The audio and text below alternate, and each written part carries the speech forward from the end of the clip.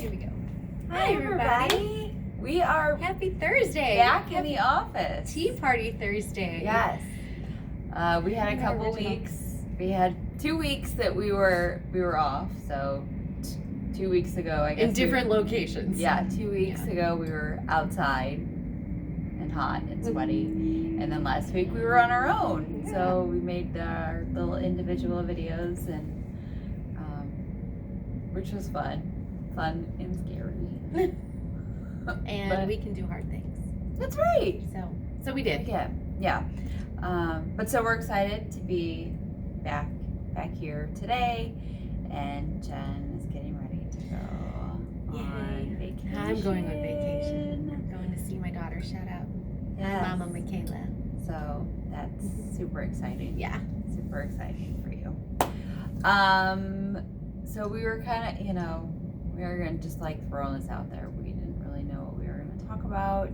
It always comes to us though. It does. In the right ways. It does. It always comes to us. So I just started this book.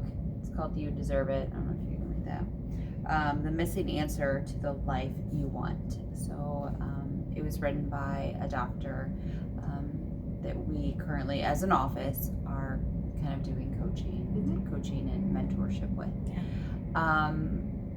So I told Jen, I was like, what if we kind of just talk about that, where, to get to that point where you feel like you are deserving of what you want in life, whether that's your relationships, your family life, your work life, whatever.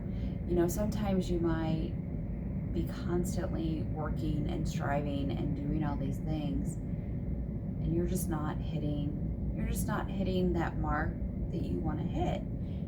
And why is that? Where someone you might see in the same aspect, they're doing the same exact things that you're doing, and they're doing stuff. Now some of that could just be perception. There's always the social media aspect of things. Everyone's highlight reel. Yeah. Instead of all the reality behind right. it. So you can't always gauge someone's true happiness, success, all of that by their social media page. That's a whole nother topic. That's not where I think we really wanted to go with this today. But how you get to that point where you feel like really truly feel deserving of what you accomplish in life or what you have in life. And I think some people either there's like a fear complex of fear of success, of, well, what happens if I start doing all this, or I have all this extra responsibility, how am I going to maintain XYZ? Mm-hmm. Or they already we tend to go into the analytics of it. Mm-hmm. And really it's better to just think about, visualize, and feel what it would feel like to be in that already, already have it the way that you want it. Mm-hmm.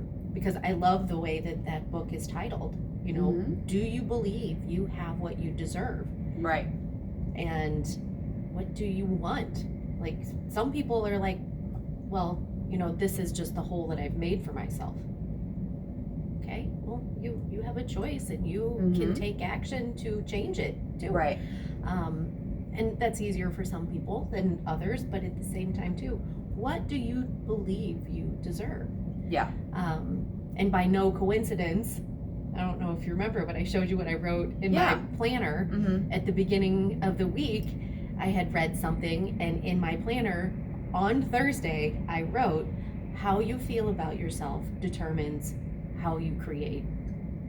And what are you going to create? Are you going to create with light, or are you going to create with darkness? Yeah. So, well, and one of the things that this book talked about just in the introduction was, like, close your eyes and visualize like what you see yourself with. Do you see yourself in, or that house that you want to build, or that house that you really want to have. Close your eyes, visualize that, and think, okay, I can see myself living here and having this and that, and or I'm going to visualize myself having this in my business or this in my relationships. So it doesn't necessarily, it's not always materialistic things. Right, don't attach to the things. It might be how you feel, you know, do you feel loved? Do you feel appreciated? Do you feel valued? All of those things. But sit down and actually visualize yourself feeling, seeing, acting out these things, and then that helps that process along. And then another thing that he talked about that I found was really interesting, where he was kind of interviewing all these different people who were successful in what they were doing, and it was like, well, how are you doing this? And they're like, I just do it. And sometimes I think yeah. Thanks, Nikki. I think sometimes we just start to overanalyze things, like, or what's going to happen, you know, like I just said earlier, what's going to happen, X, Y, Z. Don't worry about that. Just worry about what's happening here and now and do it. Yeah. I think that's an important distinction in how we visualize about things, because we can get way too into the analytic side of it, the thought of it, the material, the attachment side of it, and we forget to sink into the feeling of it. And I mean, personal story about this was, you know, I was in this life transition, and I when I was thinking about where I wanted to live, it wasn't so much what the house looked like. It wasn't the surrounding. It was, I want a place where I feel safe, and I know that it is a sacred space for me and my boys, and I knew what that felt like, and that is exactly what came to me, because the kitchen is almost exactly what I had imagined. The way that the light comes in, I mean, I had no structure to it, but I knew that there was a feeling of how the light would come into my home, and that is exactly what I have right now. And if I would have thought that out too much, then I wouldn't have gotten into that house and gone, holy cow, this is exactly what I was hoping for. Yeah. And that part I didn't doubt. You know, if I would have been too much in the structure of it, the attachment of this is what I need, and this is the way I want it to look, and forgot about how I wanted it to feel, I wouldn't have landed in that space. Right. And I think that is a big distinction in difference in watching someone who goes through all the actions because that there's all this thought or maybe competition in it, or they're, I don't know if they're trying to like prove something to somebody else, or if it's not really that's truly what they want, so they don't get it the same way. Right.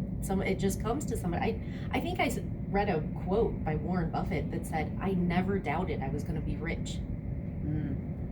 So yeah, he's like, I just didn't. I knew I was going to be. Yeah. And he's like, and I just took action on all the things I needed to. Well, and having that conviction behind your words, you know, is so powerful.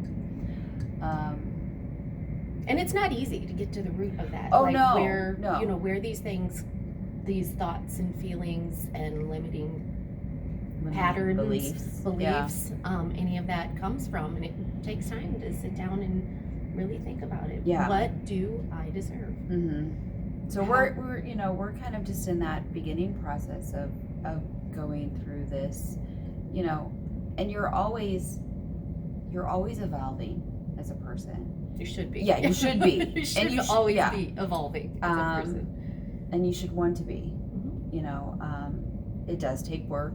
That's for sure. I mean, none of this is ever easy, and that's when you find the changes, when you start to really, really get uncomfortable. Oh yeah. So it'll be neat now that we're kind of diving into this, not only individually but as an office together. What transpires with all of that? Yeah, and how we create new stuff based on the inner work that we do and how we do it as a team. Yeah. It's always good to be in connection with people. You always hear us say that. Yeah. We'll never back away from that value and that belief. Yes. That great things happen in connection and in collaboration and community. So Yeah. think about what you deserve. Yeah. And if you have, and I guess if you have that feeling that you don't deserve it, dive into that. Why do you feel that way? Because everyone is deserving. Oh, you're alive and breathing. You're worth it. You're worth good things. Everyone. And you have a purpose. You have your own particular path and purpose in this world, and you deserve goodness. Doesn't mean that it will be without pain, but you get to choose if it's going to be with struggle. I like that. Yeah, I don't know, but I like it. Thanks. I don't know where I got it. But I believe it. Yeah. I believe it. We have a choice.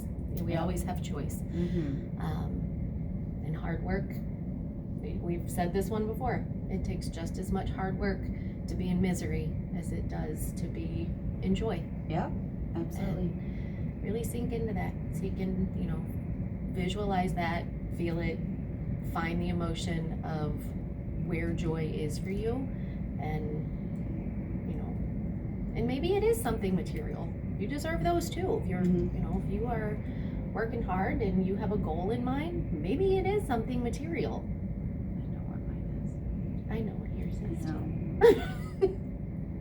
I'm not going to share it just yet. I'll share it once I get it. But it's really important to do it in simple ways too. Take time for yourself. Take time for self-care. Take time for self-reflection, introspection. Fill yourself up, and it allows you to fill others in worth too. To see the worth in them, and we get a lot by sharing that. So on that note, I think we'll sign off. So next week, will you be back by Thursday? Yeah. Okay. All right. So we will back have again next week. Yeah, our normal Thursday tea party back in the office. So enjoy your week. Be kind to yourself. Be kind to others. I feel like I'm signing off like Ellen. Oh. Well. Have your cat spayed or neutered. I like how Brene signs off. Stay awkward, brave, and kind. Oh, that's good. That one's good too. Definitely awkward. Try to be brave, and I know in my heart I'm kind. There you go. All right, so we'll see you all next week, and so have a good one. Yeah, have a great week. Be well, everyone. Bye. Bye-bye.